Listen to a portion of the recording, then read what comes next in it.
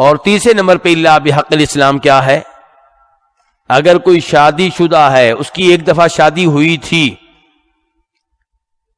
چاہے اب بیوی کو طلاق دے چکا ہے، چاہے اب اس عورت کو طلاق ہو چکی ہے، جس کی ایک دفعہ شادی ہو گئی، شادی ایک دفعہ ہونے کے باوجود اگر زنا کرے گا، بدکاری کرے گا، تو اسلام میں کیا سزا ہے؟ سنسار کیا جائے گا۔ کیا کیا جائے گا؟ سنسار کیا جائے گا۔ اسلام شرم و حیا کا دین ہے، اسلام میں محبت کا عالمی دین نہیں ہے، اسلام شرم و حیا کا دین ہے، یہاں پہ بدکاری کی اجازت نہیں ہے۔ یہ لڑکی کسی کی امانت ہے، آپ اسے استعمال کیوں کریں؟ آپ اس سے اولاد کیوں پیدا کریں؟ وہ کسی کی بیوی ہے، اس کے ساتھ آپ کیوں تعلقات قائم کریں؟ کسی کی عزت کو، کسی کی نسل کو کیوں خراب کریں؟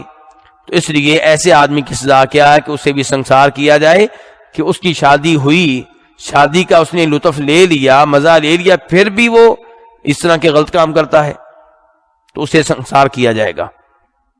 تو یہ ہے الا بحق الاسلام، کہ اگر کوئی کلمہ پڑھ لیتا ہے، نماز قائم کرتا ہے، زکوٰۃ ادا کرتا ہے، اس کی جان محفوظ ہے، لیکن کلمہ پڑھنے کے باوجود، نمازیں قائم کرنے کے باوجود، زکوٰۃ ادا کرنے کے باوجود اگر کوئی مرتد ہو جائے، اگر کوئی کسی کو قتل کر دے، اگر کوئی شادی ہو جانے کے باوجود زنا کرے، تو اسے قتل کیا جائے گا۔